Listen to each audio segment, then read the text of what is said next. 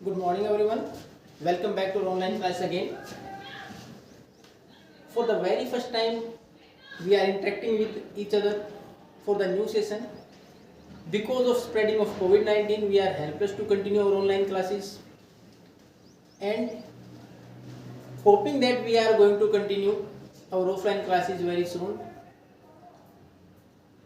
Till that time, we are supposed to continue the online classes. Our first topic for this session is from civics, that is what is democracy and why democracy. हमारा पहला ही lesson है कि democracy लोकतंत्र है क्या और इसकी जरूरत क्यों है.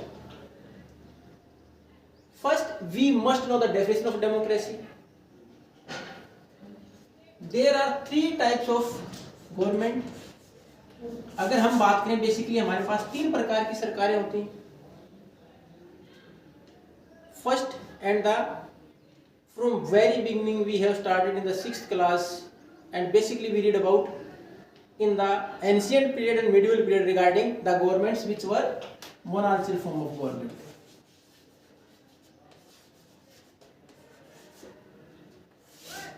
जहां केवल राजा का शासन and it was hereditary कि वंशानुगत राजा का लड़का ही राजा बने.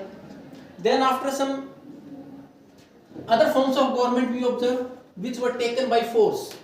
लेकिन उसके बाद हमने देखा कुछ बदलाव हुए कई जगह पर जहां राजा के परिवार से शासक नहीं बने, कुछ एक ने अपनी पावर से अपनी ताकत का इस्तेमाल करते हुए सरकारें बना ली और उसके बाद उसी प्रकार उसको नियंत्रण करना शुरू कर दिया. And they have the absolute power to take decisions. और उनके पास पूर्णतः उन्हीं के हाथ में डिसीजन आ गए कि फाइनल डिसीजन वही लेंगे. No one can challenge them. उस टाइम पर ये दूसरे प्रकार की सरकार जो हमारे सामने है कौन सी थी? वो हमारे पास है डिक्टेटरशिप, तानाशाह.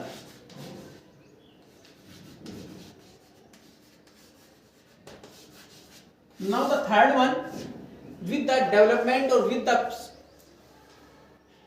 स्पेंडिंग ऑफ टाइम, जैसे जैसे समय आगे निकला हमने और थोड़ा सा इंप्रूवमेंट किया कि गवर्नमेंट किस प्रकार की होनी चाहिए. उसके अंतर्गत when struggles were done by the people, लोगों के द्वारा संघर्ष भी किए गए. Where they can raise their voice, कि वो अपनी आवाज उठा पाए. They can include their voice in the government और in the decision making bodies. जहां डिसीजन लिए जाते हैं उनके अंदर अपनी आवाज को रख पाए, उसके लिए आवाज उठाई गई, संघर्ष किए गए. तो ultimately we get that, and that type of government is called democracy. ये हमारी तीसरी. उसके बाद सरकारी वो थी लोकतंत्र. अब इजिली समझ में आ गया डेमोक्रेसी कौन सी? The government where we elect our representatives as the form of rulers. कि हम अपने प्रतिनिधि चुनते तो शासन करते हैं. हमारे पर शासन करने वाले हमारे प्रतिनिधि है, मालिक नहीं. They can't take the decision they want, कि वो अपनी मर्जी से कोई डिसीजन ले, ऐसा नहीं है. वी कैन क्रिटिसाइज देम, हम उनकी आलोचना भी कर सकते हैं. We can force them to take the decision back through different methods, either demonstrations, protest, strikes etcetera, organising rallies, signature campaigns. तो ये सरकारें जो हमारे द्वारा चुनी गई और उन सरकारों के ऊपर हम फोर्स करते हैं डिसीजन को वापस. अगर हमें ऐसा लगता है कि डिसीजन हमारी एक्सपेक्टेशंस के अनुसार नहीं है, उसके परिणाम जो निकलेंगे हमारे लिए एडवर्स कंडीशंस पैदा कर देंगे, तो हम उसके खिलाफ सरकार के ऊपर प्रेशर डाल सकते हैं. और ये सरकार जो इन सब चीजों को कंसीडर करेगी कौन सी? Democracy. Because it is elected by us only. अगर वो कंसीडर नहीं करेंगे in the next election, they will be out of the government. The party which is ruling, वो जो सरकार चला रही है वो पार्टी बाहर भी हो सकती है. तो सबसे पहले डेमोक्रेसी क्या है? A form of government which is elected by the people and accountable and responsive to the needs of the people. लोगों के द्वारा चुनी गई सरकार, लोगों की जरूरतों के अनुसार काम करने वाली सरकार. अब हमारे सामने दूसरा इसके अंदर पॉइंट आ रहा है कि व्हाई डेमोक्रेसी. तो डेमोक्रेसी ही क्यों, बाकी सरकारें क्यों नहीं? तो अब इस की अगर बात करें तो हम जहां भी कंपैरिजन करें बाकी सरकारों से, तो उसमें हम देखेंगे there are some benefits of democracy, कि कुछ हमें फायदे हैं डेमोक्रेसी के.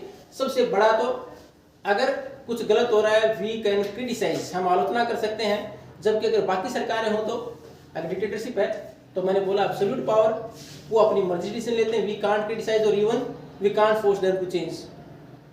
दूसरा, more freedoms are given in democracy. Democracy के अंदर हमें ज्यादा आजादी मिलती है बाकी सरकारों की बजाय. We can participate in the decision making में भाग ले सकते हैं.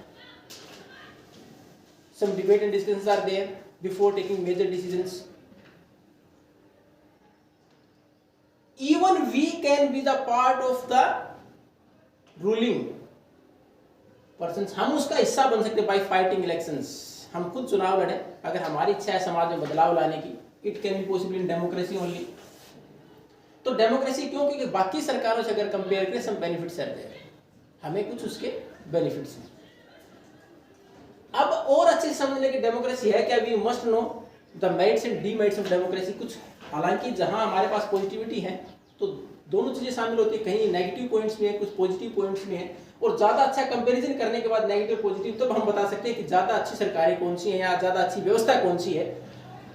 इन the next class we will continue with these demerits and merits of democracy. अगली क्लास में दोनों चीजें पढ़ेंगे, कौन से इसके गुण हैं जिसकी वजह से हम इसको अपनाना चाहते हैं, और कौन से ऐसे अवगुण हैं जिनकी वजह से कई बार क्रिटिसिज्म भी होता है कि डेमोक्रेसी अच्छी सरकार नहीं है।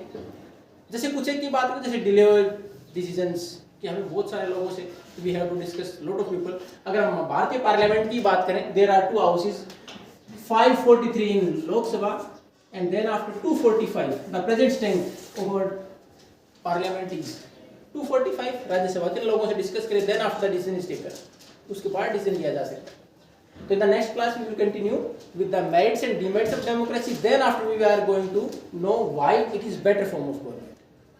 If you have a doubt, then you can ask. Thank you and have a nice day.